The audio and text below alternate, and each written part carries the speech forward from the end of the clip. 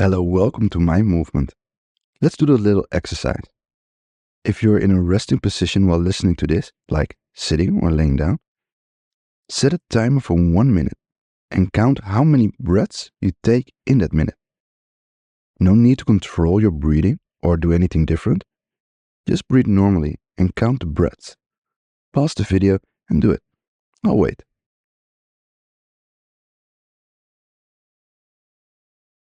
Got the number? Okay, good. Keep it close at hand. We'll need it in a few minutes.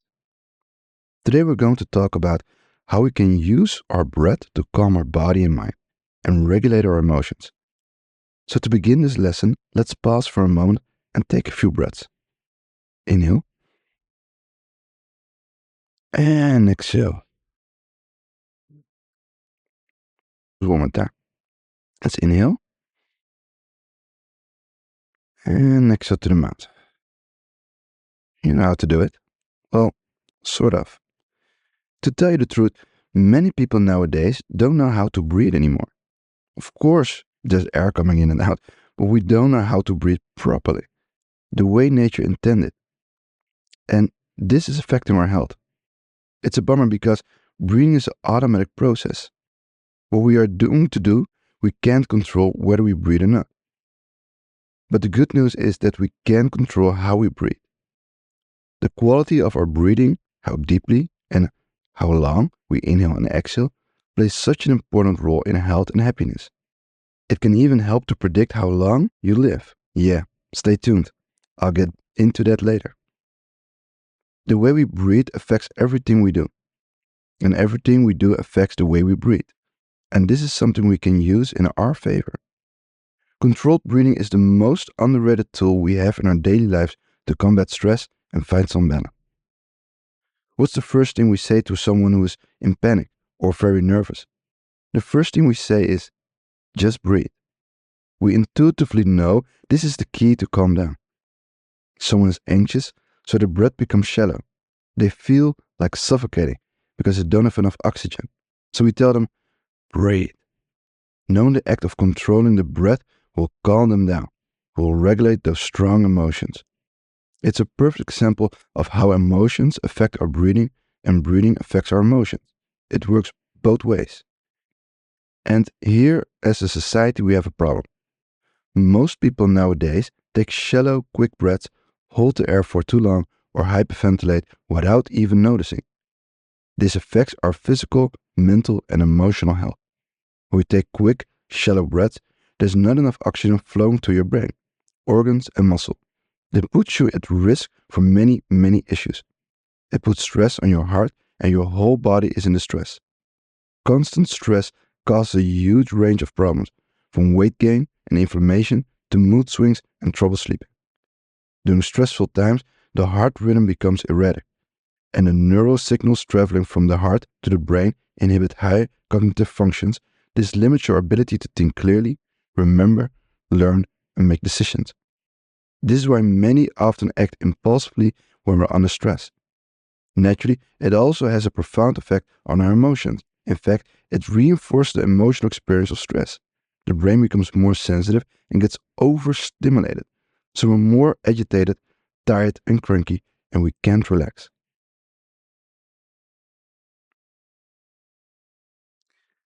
We lose the ability to regulate our emotions, so we tend to stay longer in negative mindset.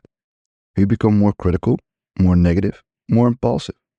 Nothing good happens when we're always stressed. To be regulated, we need to be in balance, and that starts with the way we breathe.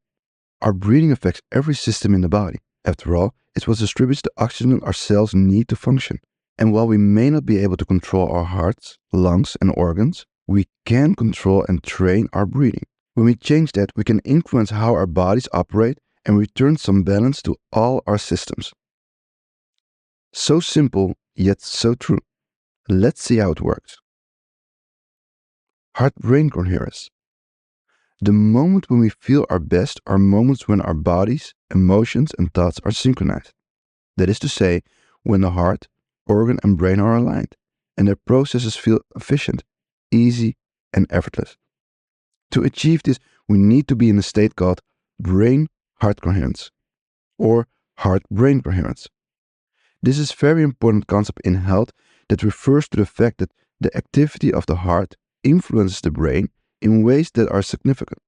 In fact, many contemporary scientists believe that the quality and stability of our feelings and emotions are determined by the underlying state of our physiological processes, and that feelings we label as positive actually reflect the body state that are coherent. That is to say, the state of our bodies determine the state of our emotions. This makes sense. There's way more information traveling from the body up to the brain than from the brain to the body. And you know what's the fastest and most effective way to influence your heart rhythm and in turn your brain? The breath. In fact, it has been said that controlling your breath is akin to controlling your heart. When you're stressed, you might find yourself holding your breath, tightening your muscle, clenching your jaws. This tension makes your heart rate goes up. It also sends a signal up to the brain to get ready for fight or flight.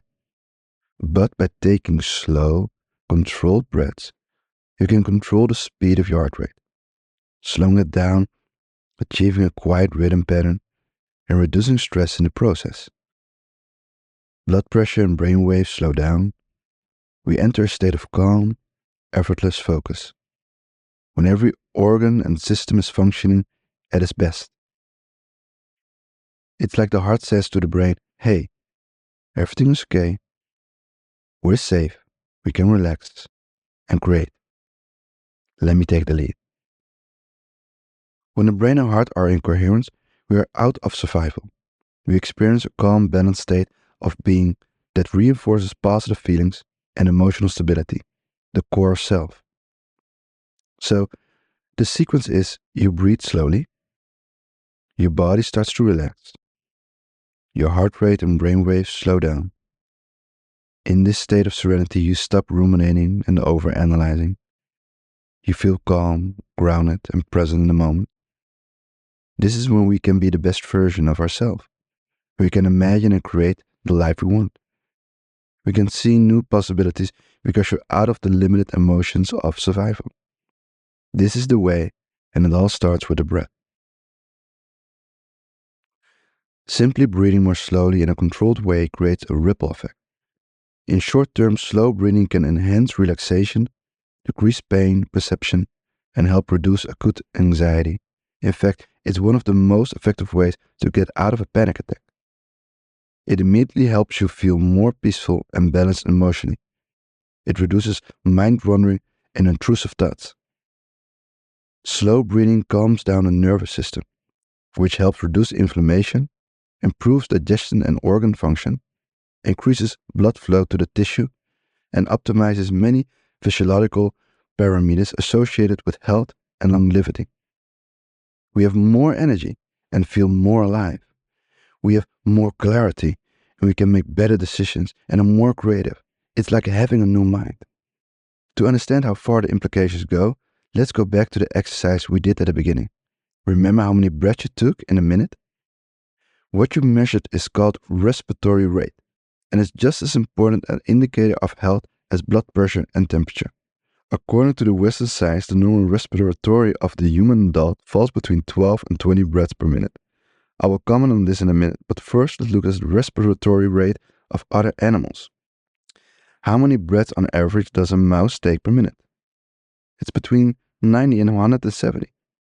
A dog? 20 to 30. And a tortoise? Around 4 breaths per minute.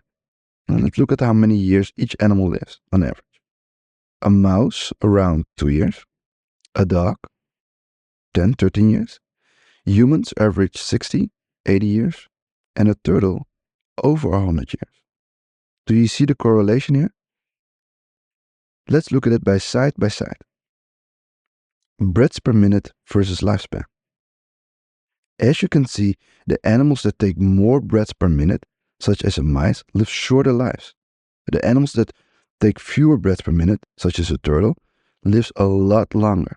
There's an increasing body of scientific research that indicate there's an inverse relationship between respiratory and heart rate and life expectancy. That is, the more breaths and heartbeats per minute, the shorter your life. The slower your heartbeat, the longer your life. In a nutshell, those who breathe the slowest live the longest. As for this average respiratory rate of human beings, modern Western science tells us it's between 12 and 20 breaths per minute. However, that's not the healthiest rate. It is only the number of breaths the average human being takes a minute in modern day. But the average human being right now is under a lot of stress. Most people are anxious, medicated, or highly caffeined, living too fast, sleeping and resting too little. There's nothing healthy about that. No, if you want to feel at your best and enjoy the benefits I mentioned in this video, aim for an average respiratory rate of between 5 and 7 breaths per minute. In fact, numerous studies have come to the same conclusion.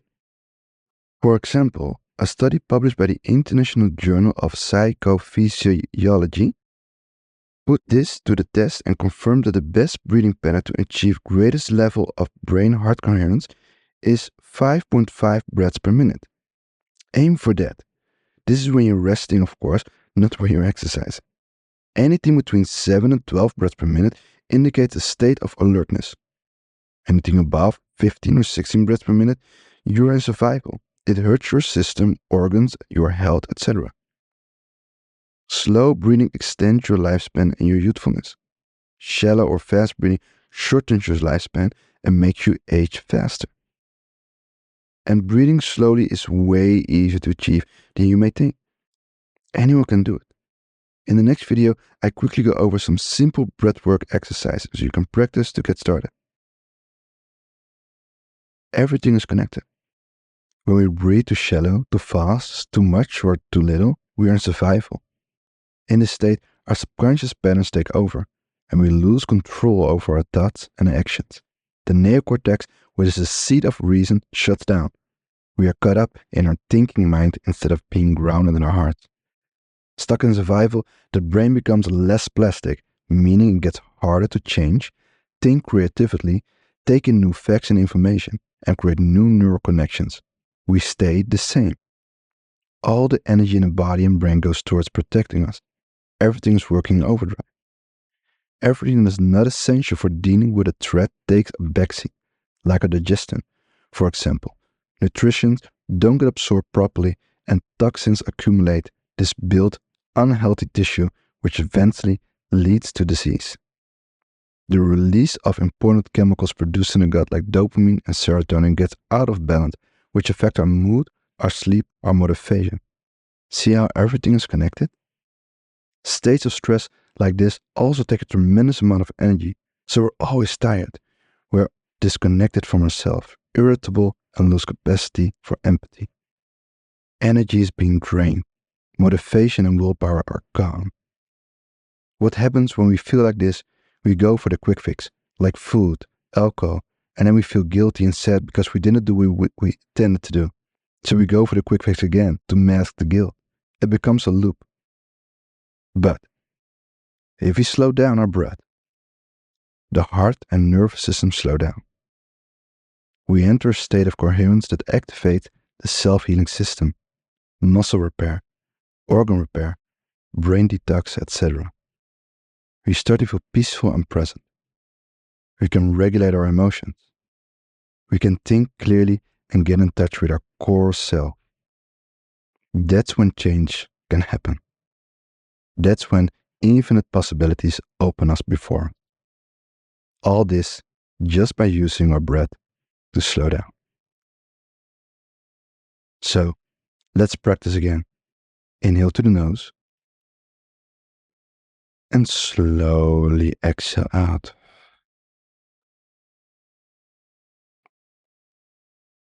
Let's do this again. Inhale through your nose, slowly, deeply.